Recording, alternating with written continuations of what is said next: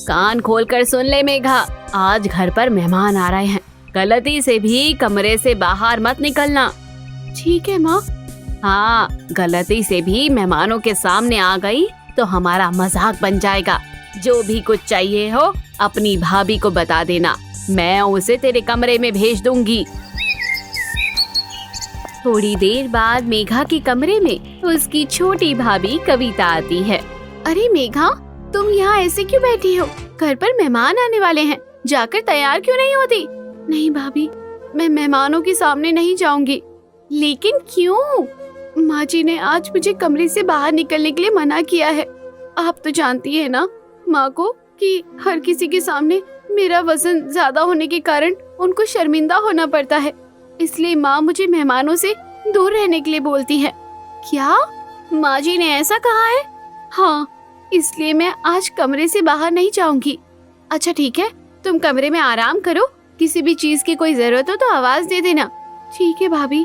इसके बाद कविता वहाँ से चली जाती है और मेघा पूरे दिन अपने कमरे में मायूस बैठी रहती है। दिन बीत जाता है, मेहमान आकर वापस चले जाते हैं और थोड़ी देर बाद घर के सब लोग खाना खाने बैठते हैं। सब यहाँ आ गए, मगर मेघा कहाँ है? मेघा खाना खाने नहीं आई? मेघा अपने कमरे में ही होगी। मेघा, जाकर उसे बुला ले बहू। ठीक है माँ जी, एक दिन नहीं खाएगी तो कौन सा फर्क पड़ेगा, जितना मेघा का वजन है उसे तो खाना खाना ही छोड़ देना चाहिए। प्रियंका मेघा के मोटापे का मजाक बनाती है और उस पर हंसने लगती है। तभी वहाँ मेघा आ जाती है और प्रियंका की बात सुन लेती है।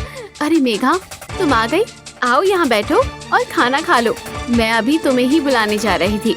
नहीं भाभी, रहने दीजिए, प्रियंका भाभी सही तो कह रही है। अगर मैं एक दिन खाना नहीं खाऊंगी तो कोई फर्क थोड़ा ना पड़ेगा। मैं जा रही हूँ, आप सब लोग खाना खाइए। तुम तो नाराज हो गई? प्रियंका दीदी तो यूं ही मजाक कर रही थी, उनकी बातों को दिल से मत लगाओ। मेघा, लो खाना खा लो। आप ही कुछ कहिए ना माँ जी। अब मैं भी क्या कहूँ, मैं तो खुद इसके बढ़ते मोटापे से परेशान हूँ। शादी की उम्र हो गई है मगर कोई लड़का इसे पसंद नहीं करता। सब इसके मोटापे को देखकर रिश्ते के लिए मना कर देते हैं। पता नहीं ऐसा कब तक चलता रहेगा। मेघा को भूलकर सब लोग खाना खाने लगते हैं, मगर कविता अभी मेघा के बारे में सोच रही थी। और सब लोगों के खाना खाने के बाद कविता मेघा के कमरे में ही उसके लिए खाना ले जाती है। ये लो मेघा, खाना खा लो, तुमने सुबह से कुछ नहीं खाया है, ऐसे शरीर में कमजोरी आ जाएगी। नहीं भाभी, रहने दीजिए, आप क्यों परेशान हो रही हैं? चलो अब जिद मत करो, खाना खा लो। अच्छा ठीक है, आप कहती है तो मैं खाना खा लेती हूँ, मगर मैं जानती हूँ कि इस घर में मेरी कोई परवाह नहीं करता। अरे नहीं, ऐसा नहीं है मेघा, ऐसा ही है भाभी। थोड़ी देर बाद कविता वहाँ से चली जाती है। अगले दिन, माँ जी मैं मार्केट जा रही हूँ शॉपिंग करने, आने में थोड़ा देर हो सकती है। अपने साथ छोटी बहू कविता को भी ले जाया कर, वो भी अपने लिए नए कपड़े ले आएगी। हाँ, मैं अपने लिए एक नई साड़ी लेने की सोच रही थी। मैं तो इस बार कोई नई ड्रेस ट्राई करूंगी। हाँ तो दोनों साथ में चली जाओ। ठीक है माँ जी। कविता जल्दी से तैयार हो जाओ, हम दोनों मार्केट चलते हैं। और मेघा भी वहाँ आ जाती है। आप कहीं जा रही हैं भाभी? हाँ, मैं और प्रियंका दीदी मार्केट जा रहे हैं शॉपिंग के लिए। मैं भी चलूं क्या आपके साथ? हाँ हाँ, क्यों नहीं। नहीं मेघा, तुम क्या करोगी जाकर हमारे साथ? जो तुम्हें चाहिए हमें बता देना, हम ले आएंगे। मुझे भी मेरे लिए एक ड्रेस लेनी है भाभी, क्या मैं चलूं? क्या ड्रेस? तुम्हारे साइज की ड्रेस तो पूरे मार्केट में तो क्या पूरे शहर में कहीं नहीं मिलेगी। प्रियंका एक बार फिर मेघा का मजाक बनाती है और हेमा भी उसी का साथ देती है। मेघा का दिल एक बार फिर टूट जाता है। मेघा अपने कमरे में चली जाती है और प्रियंका कविता शॉपिंग के लिए बाहर चली जाती हैं। एक दिन मेघा अपने मोटापे को लेकर अपने कमरे में उदास बैठी थी कि तभी कविता उसके कमरे में जाती है। क्या हुआ मेघा, इतने उदास क्यों बैठी हो? कुछ नहीं भाभी, आप तो जानती है ना, मेरे मोटापे के कारण सब लोग मुझे क्या क्या बोलते रहते हैं। मैं अपने मोटापे से बहुत परेशान हो गई हूँ। काश मैं भी आपकी तरह पतली होती तो मेरे साथ इतना भेदभाव नहीं होता। क्या तुम मेरी तरह पतली होना चाहती हो? हाँ भाभी, लेकिन ऐसा नहीं हो सकता। बिल्कुल हो सकता है, अगर तुम ठान लो ना तो सब कुछ हो सकता है।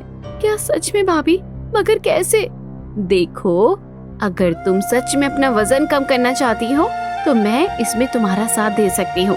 एक अच्छी डाइट फॉलो करके और रोज एक्सरसाइज करके तुम अपना वजन कुछ ही महीनों में कम कर सकती हो। अब तो मैं रोज एक्सरसाइज करूंगी भाभी। कुछ भी नामुमकिन नहीं है मेघा। तुम कहो तो हम कल से ही तुम्हारा वजन कम करने के लिए मिशन पर लग जाएं क्या? चलो काम करना शुरू करते हैं। ठीक है भाभी, मैं इसके लिए तैयार हूँ। इस दिन के बाद से मेघा अपने वजन को कम करने के लिए दिन रात मेहनत करने लगी। कविता उसके लिए अलग से कम तला हुआ और कम मसालों वाला हेल्दी खाना बनाती थी और मेघा रोज अपने कमरे में एक्सरसाइज करती थी। धीरे धीरे मेघा का वजन कम होने लगता है। एक दिन सब लोग डाइनिंग टेबल पर बैठकर खाना खा रहे थे। मेघा, तू कुछ खा क्यों नहीं रही है? नहीं माँ, आज बहुत हैवी और ऑयली खाना बना है, मैं नहीं खा सकती। तो क्या तेरे लिए अलग से कुछ बनेगा क्या? यही खा ले चुपचाप। मेघा, तुम तो इस खाने से ऐसे बच रही हो जैसे इसे नहीं खाओगी तो एक ही दिन में पतली हो जाओगी। अब खा भी लो, हम सब जानते हैं तुम मोटी हो और मोटी ही रहने वाली हो। प्रियंका फिर मेघा को उसके मोटापे के लिए ताना मार रही थी, मगर तभी बीच में कविता बोल पड़ती है। नहीं दीदी, मेघा हमेशा के लिए मोटी नहीं रहने वाली। आप देखना, मेघा जल्द ही अपना वजन कम कर लेगी। मैं भी देखती हूँ कितने सालों में मेघा वजन कम कर पाती है। 1-2 किलो नहीं, बल्कि मेघा को 20-30 किलो वजन कम करना पड़ेगा और ये कोई मामूली बात नहीं है। हाँ दीदी, ये तो है, इतना वजन कम करना मामूली बात नहीं है, मगर हाँ, नामुमकिन भी नहीं है। मेघा, मैंने तुम्हारे लिए सैलेड तैयार कर दिया है, अंदर किचन से ले आओ। थैंक यू कविता भाभी। और हाँ, आज का इवनिंग वर्कआउट करना मत भूलना। जी भाभी, नहीं भूलूंगी। इसके बाद मेघा वहाँ से चली जाती है और अपने कमरे में बैठकर सैलेड खाती है। इस तरह ननद और भाभी दोनों मिलकर मेघा के वजन को कम करने के लिए मेहनत कर रहे थे और आखिरकार 6 महीने बाद मेघा 15 किलो वजन कम कर लेती है। माँ, बताइए मैं कैसी लग रही हूँ? सब लोग मेघा को देखकर चौंक जाते हैं, लेकिन मेघा काफी पतली हो चुकी थी और वो नई ड्रेस में बहुत अच्छी लग रही थी। मेघा, ये तू ही है? मुझे तो मेरी आंखों पर विश्वास ही नहीं हो रहा। तू तो बहुत सुंदर लग रही है। मुझे तो यकीन ही नहीं हो रहा कि मेघा ने 15 किलो का वजन घटा लिया है। आखिरकार मेघा, तुमने कर ही दिखाया। ये सब तुम्हारी मेहनत का ही फल है। अब से कोई तुम्हें तुम्हारे लुक के लिए ताने नहीं मारेगा। ये सब आपकी वजह से हुआ है भाभी। आपके सपोर्ट के बिना मैं कुछ नहीं कर पाती। थैंक यू सो मच भाभी। मैं तो मेघा की शादी के लिए कितना परेशान रहती थी, मगर अब तो मेरी सारी परेशानियां दूर हो गई हैं। अब मेघा को देखकर कोई लड़का रिजेक्ट ही नहीं कर सकता। माँ जी, अब तो आपकी मेघा के लिए लड़कों के सामने से रिश्ते आएंगे, देखना। हाँ हाँ बहू, तू सही कह रही है। क्यों प्रियंका भाभी, अब तो मेरे साइज की ड्रेस मिल जाएगी ना मार्केट में? मुझे माफ कर दो मेघा, अब तो मैं खुद तुम्हारे लिए एक अच्छी सी ड्रेस लेकर आऊंगी।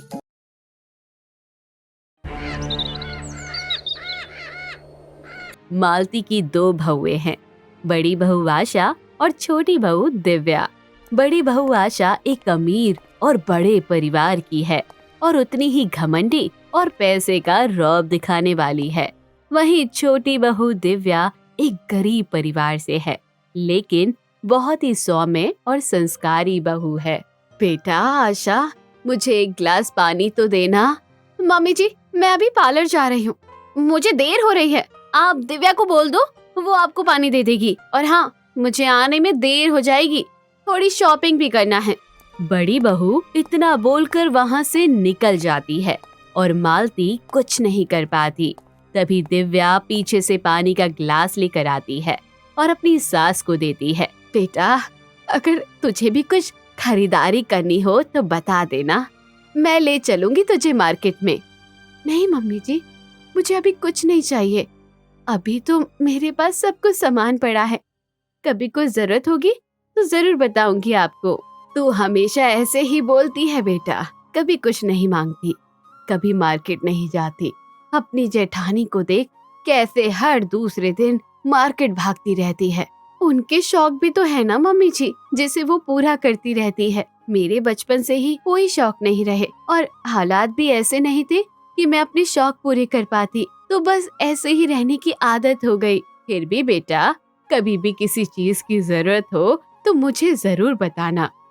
मालती अपनी छोटी बहू से बहुत प्यार करती है और उसका बहुत ध्यान रखती है। प्यार तो मालती बड़ी बहू से भी करती है, लेकिन बस उसे अपनी बड़ी बहू के पैसों का घमंड पसंद नहीं आता था। अगले दिन दिव्या और आशा दोनों किचन में काम कर रही होती हैं। आशा तो अपने मोबाइल में लगी हुई है और सारा काम दिव्या ही कर रही है। बस आशा दिव्या को इंस्ट्रक्शन देते हुए कहती है, सब्जी मैंने काट दी है, तुम सब्जी में छौंक लगा देना और दाल चावल भी बना लेना और रोटी सबसे आखिरी में बनाना ताकि गर्म रहे। ठीक है भाभी। और हाँ, रायता भी बना लेना, बहुत दिन से मेरी खाने की इच्छा हो रही थी। मैं थक गई हूँ खड़े खड़े, थोड़ी देर कमरे में जा रही हूँ आराम करने। खाना बन जाए तो मुझे आवाज लगा लेना। ठीक है भाभी, आप रेस्ट कर लो और जैसे ही खाना बनता है तो मैं आपको बुला लूंगी। आशा अपना फोन लेकर वहाँ से कमरे में चली जाती है। तभी उसकी सास का किचन में आना होता है, जो देखती है कि दिव्या अकेली काम में लगी हुई है और आशा वहाँ नहीं है। अरे दिव्या बेटा, तुम अकेले क्यों खाना बना रही हो? आशा कहाँ है? मम्मी जी, वो खड़े खड़े थक गई थी तो कमरे में आराम करने गई है। कोई बात नहीं माँ, बस थोड़ा सा ही तो खाना बचा है, मैं बना लूंगी। खड़े खड़े थक गई थी? ऐसा कौन सा पहाड़ तोड़ रही थी जो आराम करने चली गई? ये बात बिल्कुल गलत है। वो हमेशा तुमसे ही सारा काम करवाती है, खुद कुछ नहीं करती। अरे कोई बात नहीं मम्मी जी, जाने दीजिए।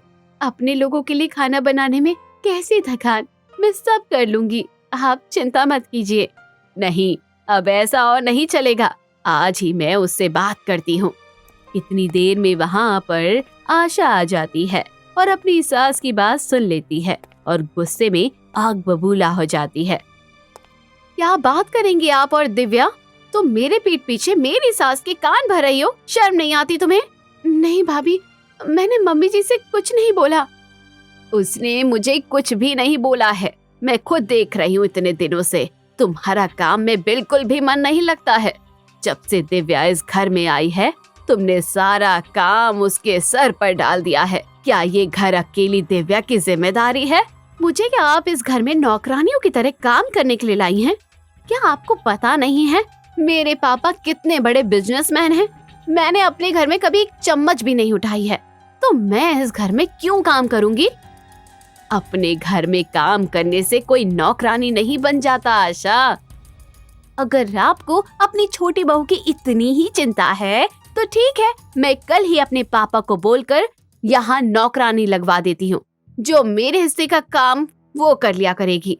फिर तो आपको कोई शिकायत नहीं होगी ना मम्मी जी? इतना बोलकर गुस्से में आशा वहाँ से चली जाती है और उसकी सास और दिव्या एक दूसरे का चेहरा देखते रह जाते हैं। अगले दिन दिव्या, आशा और उनके साथ तीनों हॉल में बैठकर टीवी देख रहे होते हैं। तभी आशा दिव्या को ऑर्डर देने लगती है।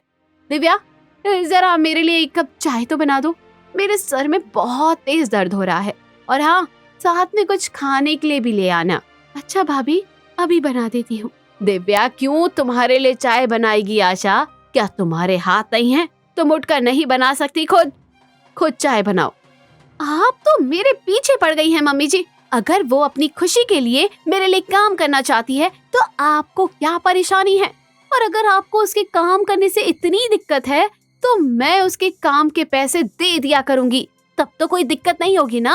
आपको फ्री में काम नहीं करवाऊंगी आपकी प्यारी बहू से। आशा, हर चीज को पैसे में मत तोला कर। सब कुछ पैसा नहीं होता है, सब कुछ पैसा ही होता है मम्मी जी। पैसों से सब कुछ किया जा सकता है। पैसे दो तो हर कोई आपके आगे पीछे दौड़ता है और मुझे लगता है कि अब मुझे भी अपने पैसों का ही इस्तेमाल करना पड़ेगा और अपने लिए एक पर्सनल मेड रखनी पड़ेगी। आशा गुस्से में वहाँ से चली जाती है और दिव्या और उसकी सास हैरानी में उसे जाता हुआ देख रहे होते हैं। अगले दिन आशा अपने कमरे में बिस्तर पर पड़ी फोन देख रही होती है और दिव्या उसके कमरे में झाड़ू लगा रही है। दिव्या को झाड़ू लगाता देख आशा उसे फिर से ऑर्डर देने लगती है। दिव्या, झाड़ू लगाने के बाद मेरे बाथरूम में कपड़े पड़े हैं, जरा वो भी धो देना और किचन का भी बचा हुआ काम पूरा कर देना। मुझे बहुत थकान हो रही है, मैं थोड़ा सोना चाहती हूँ। ठीक है भाभी, मैं सब कर दूंगी, आप आराम कीजिए और किसी भी चीज की जरूरत हो तो मुझे बता देना। मेरे पैर बहुत दुख रहे हैं, थोड़ी देर मेरे पैर दबा दे, उसके बाद बाकी काम कर लेना। ठीक है भाभी।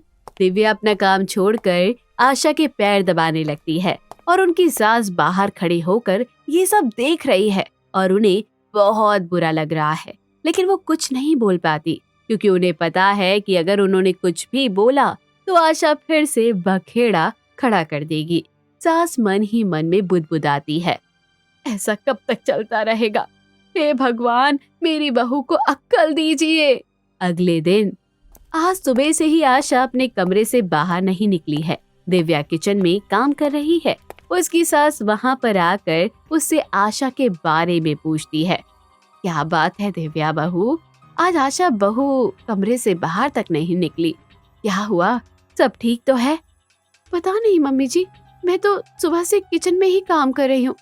मैंने भी आज उन्हें कमरे से बाहर निकलते नहीं देखा। आप जाकर देखिए तो वो ठीक है या नहीं। सास आशा के कमरे में जाती है तो देखती है आशा बिस्तर पर कंबल ओढ़ के सोई हुई है और कांप रही है। क्या हुआ आशा बहू, तुम्हारी तबीयत तो ठीक है? नहीं मम्मी जी, आज तबीयत बिल्कुल ठीक नहीं लग रही है, पूरा बदन टूट रहा है और बुखार भी है। अच्छा ठीक है, तुम आराम करो। इतना बोलकर सास कमरे के बाहर आ जाती है और दिव्या के पास जाकर उससे कहती है, दिव्या बहू एक काम करो, आज दिन का सारा काम निपटाकर तुम अपने मायके चली जाओ। बहुत दिन हो गए हैं तुम्हें अपने माँ बाप से मिले हुए। लेकिन मम्मी जी, मैं जाऊंगी तो फिर रात में वापस नहीं आ पाऊंगी, तो शाम का खाना कौन बनाएगा? कोई बात नहीं, तुम आज रात रुक कर ही आना और शाम के खाने की चिंता करना छोड़ दो, सब कुछ हो जाएगा। तुम जल्दी से काम खत्म करो और अपने घर चली जाओ। ठीक है मम्मी जी, जैसा आप बोले। सास आशा के कमरे में आती है और देखती है कि आशा अभी भी सो रही है। आशा बहू, आज तुम्हारे मामा जी के यहाँ जा रही हूँ, कल तक वापस आऊंगी और दिव्या भी अपने मायके गई है, वो भी कल वापस आएगी। तुम अपना ध्यान रखना और दरवाजा अंदर से बंद कर लेना। आशा कुछ बोलती उसके पहले ही उसकी सास वहां से चली जाती है। आशा की हालत बहुत खराब है, वो बिस्तर से हिल भी नहीं पा रही है, उसे बहुत तेज बुखार है। वो मन ही मन सोचती है, मुझे ऐसी हालत में छोड़कर मम्मी जी कैसे जा सकती है। आशा जैसे तैसे उठकर पानी का जग उठाती है। वो देखती है कि उसमें पानी नहीं है।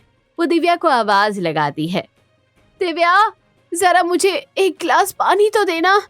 तभी उसे याद आता है कि दिव्या तो है ही नहीं और वो सच में पड़ जाती है। आशा के पैर बहुत दुख रहे हैं और वो दर्द से तड़प रही है और उसे दिव्या की याद आ रही है। कैसे वो उसके पैर दबा देती थी, उसकी हर बात मानती थी, उसका ध्यान रखती थी और उसे भी वो याद आ रहा है कैसे उसने अपने पैसों का घमंड दिखाकर अपनी देवरानी और सास की इंसल्ट की थी। अब आशा को पछतावा हो रहा है और वो मन ही मन अपने आप से बोलती है, मैंने दिव्या और मम्मी जी के साथ बहुत गलत किया। आज मुझे समझ आ रहा है कि पैसा ही सब कुछ नहीं होता। अगर आज वो दोनों यहाँ होती तो मुझे इतनी तकलीफ नहीं होती। मम्मी जी सही कहती थी, पैसे से सब कुछ नहीं तोला जा सकता। आशा रोने लगती है। तभी वहाँ उसकी सास और देवरानी आ जाती है। अरे मम्मी जी, आप और दिव्या, आप लोग तो चले गए थे ना? हम लोग कहीं नहीं गए थे बेटा, हम यहीं थे। बस तुम्हें इस बात का एहसास दिलाना चाहते थे कि पैसा ही सब कुछ नहीं होता, बल्कि परिवार और साथ देने वाले लोग हमारी असली कमाई होते हैं। मुझे माफ कर दीजिए मम्मी जी। दिव्या, मुझे माफ कर दो, मुझसे बहुत बड़ी गलती हो गई है। मुझे आज तक समझ नहीं आया कि परिवार का साथ कितना जरूरी होता है।